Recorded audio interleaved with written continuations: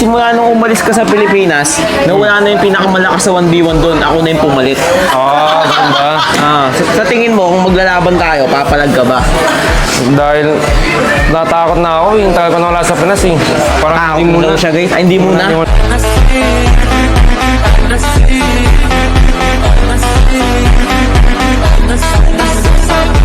Muntun, sana naman ibigay mo na sa akin yung skin ni Alpha. Ang tagal ko tong pinag-ipunan. Pawis ka kapagod yung inano ko dito. Para lang mapag-ipunan tong 8,000 diamond. Sana ibigay mo na sa akin. Nakakayak! Sa wakas mabibili ko na tong skin ni Alpha na matagal ko ng pangarap. Guys, bilang kayo in 3, 2, 1. Kukunin ko na tong skin ni Alpha. Bilang kayo, guys. Salamat, Muntun. Makukuha ko na. Matagal ko ng pangarap to. Yun na, 1, 2, 3. Sabay-sabay nating makita tong bagong skin ni Alpha ko. Ah! Nabakat!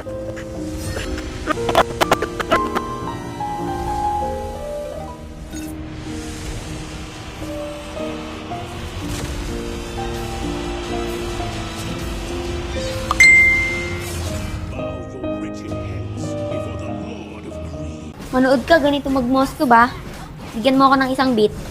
So, get a bit that tattoo. I want a bit of nothing. Pick it up, tap, to better tattoo. I want a better with a brand new man. Hey, Ay. sorry, it's the melody Love. in my head. Bari na. Sa wakas, nagtagpo na rin yung landas namin ng memers na to. Teka muna, saan ka pupunta? O bakit? Bakit may nahanap si Check? Lalabanan mo ba siya? Oo, bakit sino ka ba? Ako yung coach niya. Eh, hindi naman ikaw hinahanap ko eh. Wala akong pakialam, tumabi ka dyan. Medyo hindi ko nagustuhan yung ginawa niya sa coach ko. Check! Bigyan mo nga ng leksyon to.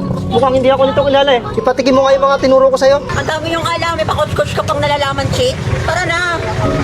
Bumbuka dito, bigyan ka ng leksyon. Guys, kalaban ko ngayon tong memers na to. Tingnan natin kung tatagos to. Talagang tatagos ako, no? Akala mo wala akong bitaw? Sobrang nalugi ako sa kanya nung early game kasi halos ayaw niya ako pakuhanin ng minions. Wala akong ibang magawa kundi mag-tower hug muna. Inoobserbahan ko lang lahat ng kanyang pakana. Pero kahit low HP na ako, pinipilit ko paling i-krill yung mid lane ko. Sa paraang yan, naguguluhan siya kung ano ba ang binabalak kong plano. Akala niya nga mapipitas niya na ako sa puntong to eh. Hindi niya alam, pinapalapit ko lang siya sa torre. Kaya ko naman sana siyang bigyan dun guys, kaso nga lang medyo naaawa pa ako. Ngunit nang makahanap ako ng tamang tempo, hindi na ako nagdalawang isip para pasukin to. Buong akala ko guys, mabubura ko na siya sa mapa, pero kabaliktaran pala. Kita nyo naman yung ulti niya, napakadaya.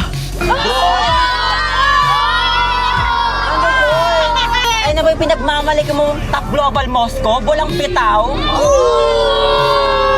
Tamang pasundot-sundot lang muna ako at umaasa sa bato. Napakaswerte niya kasi hindi tumama yung ulti ko. Talagang kabisado niya na yung kanyang hero. Pero hindi ko pa rin masasabing siya ay veterano. Oo, top global siya sa Melissa, pero sa 1v1 hindi niya ako makakaya. Nakipagsabayan na ako sa part na to. Gulat na gulat siya sa sobrang sakit ko.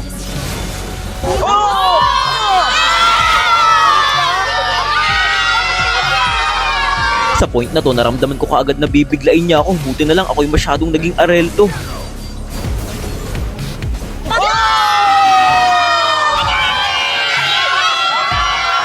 Napakalaking pagkakamali yung ginawa ko dito. Hawak ko na sana ang kalamangan kaso naisip ko pa siyang dikitan.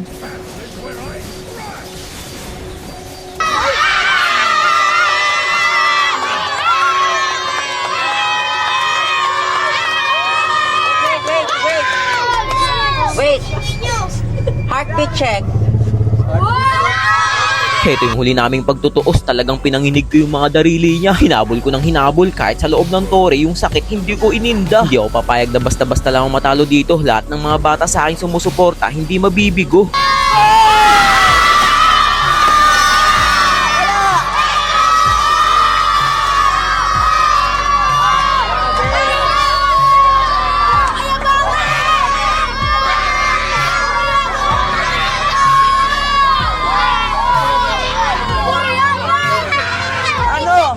Ano may ba? Heartbeat check?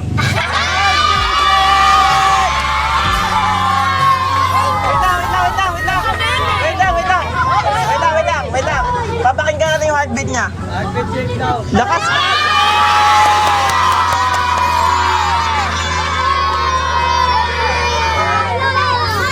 Hello guys, so ngayon nagsolo ako mag-isa sa rank game. Tingnan nyo guys, tawan-tawa ako dito sa mga random na nakasama ko. Alam nyo kung bakit? Kasi binubuhat ko na nga sila. Sila pa yung may ganang man-trash talk sa akin. Alam nyo kung bakit nila ako tina-trash talk? Kasi panoorin nyo dito sa video na to guys. Tingnan nyo, lamang na lamang kami dito. Kumbaga, nasa amin yung panalo. And na dapat. Tingnan nyo ginawa ko dito guys. Dito guys, magagalit yung mga kasama ko kasi nga hindi pa daw ako nagta-tower lock. Paano nga naman ako magta-tower lock guys? Tignan nyo, sinusugod ako ng kalaban. Kumbaga hindi na sila pinapansin kasi alam ng mga kalaban, pag ako yung napatay nila, makakahinga na sila ng malalim para silang nabunutan ng tinik kasi ako lang naman yung malakas sa aming team.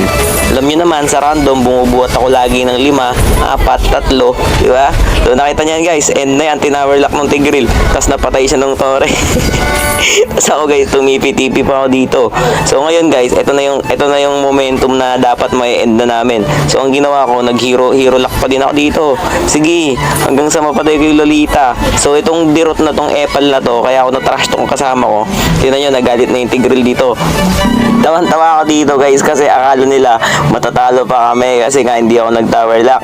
So ayan na nga guys, tina-trash talk na ako dito nung 4 na kasama ko. Hindi ko pa daw in-end, sabi ng Silvana. Tapos tawan-tawa ako dito guys, kaya ang ginawa ko, sinabayan ko na lang yung init ng ulo nila. Alam niyo naman ako guys, mahilig ako mga asar pag ganitong mga napipikon yung mga kasama. Sabi ko dito, gusto ko maka-savage load. Ginagaya ko yung mga batang dirot user na alam. Okay, so dito guys, naglo-lord na nga sila. So, syempre, dahil malakas ako, bibigay ko na yung lord dyan para naman may partida yung kalaban. Di ba guys? Kasi kung alam mo sa sarili mo na malakas ka, kahit ano pa yan guys, hindi mo yan pipiliting agawin. Kumbaga, ibibigay mo na lang sa kalaban yan para may thrill yung laban. So, ayan na nga guys, bida-bida daw ako, sabi dito ng Silvana. So ayan guys, nakuha na nga ng kalaban yung Lord. Kinakabahan na dito yung mga kakampi ko. Yung Tigreal guys, umihinto. Halatang nagtatype kung anong ita-trash talk sa akin no. Kala mo talaga may mga ambag tong mga randogs na to Binubuhat ko lang naman. Talo pa sa MM Moscow bobo daw ako, sabi nung Tigreal. Tapos eto guys, umiikot na yung mga kalaban dito. Umaasa sila mananalo sila sa akin. Alam nilang ako si 30 Junior. Kakapal din ng pagmumukha no. Binigay na nga yung Lord. Gusto pa manalo. Aba. Eto ang gusto ko guys. Tingnan nyo Eto na yung 30 Junior na sinasabi ko sa inyo. Nag-wind of nature ako dito guys, pero napatay pa din ako. Alam nyo guys kung bakit ako nagpapatay doon? Para mag-trash talk ulit ako ng mga kasama ko. Tingnan nyo guys pasikat daw ako. Di nila alam guys, pinipikon ko lang sila. So akala nila guys, matatalo na talaga kami dito. Pero ang mali ng kalaban dito guys, binuhay pa nila ako Tingnan nyo guys, hindi tan tumigil sa kakaiyak yung Tigreal dito naubos kami. Akala dito ng mga kasama ko, matatalo na kami guys, pero di nila alam. Mabubuhay yung Silvana dito, tapos yung Tigreal. Ayun guys, nag-tower lock na sila. Ayan na, tinatrash talk na ako. Buti na lang nakapag-ulti dito yung Silvana, tapos nabigyan yung dalawang kalaban namin. So ngayon guys, nabuhayan na naman kami ng loob. So tinrash talk ko pa dito yung kalaban. Di ba? Ang sakit kaya sa feeling guys kapag pag alam mong mananalo na kayo tapos naudlot pa. Ganun ako kalupet mag-MM. So nakita nyo guys, hindi na ako tinatrash talk dito. MM tower na. So nagmamakaawa na sila. Kasi nga, ako lang yung aasahan sa game na to. So kung iisipin nyo guys, kanina, tinatrash talk nila ako. Ngayon, pinupuri na nila ako tapos nagmamakaawa na sila sa akin na i-end ko kasi nga, ako lang yung malakas dito. So itong Lancelot na to, kumukulit. Akala niya, kaya niya ako hinabol ko pa yung Lancelot dito. Pero, dahil naisip ko, na-endable na rin tong laban na to, ginawa ko dito guys is nag-red buff muna ako. Pinapatagal ko talaga kasi naawa din ako sa kalaban guys diba? Kumbaga ginagawa ko na lang silang bonus round tapos pinatagal ko pa. Ang sakit kaya nun guys, inuubos ko yung oras nila tapos kala nila guys aasa silang mananalo tapos hindi naman pala. So eto guys, nag-e-emote-emote na yung mga kampi ko kasi sineryoso ko na So ginawa ko dito guys, nag-tower lock na ako, wala na silang nagawa para matigil na rin yung kakaiyak ng mga kasama ko. Diba? Ganun lang kadali manalo sa rank game. Kaya kayo mga randoms kayo, pag nakasama nyo ako sa solo, okay, huwag kayong iyak ng iyak kasi binubuhat ko lang naman kayo. So dito guys, MVP ako. Kasi nga ang bigat ng 4. Grabe, ang kakapal ng pagmumukha. Trash talkin ako. Akala mo talaga may mga nagawang mabuti no? So yan, MVP ako guys. So ang masasabi ko lang sa inyo mga randoms kayo, huwag nyo akong tatrash talkin kung mga pabuhat lang kayo. Okay?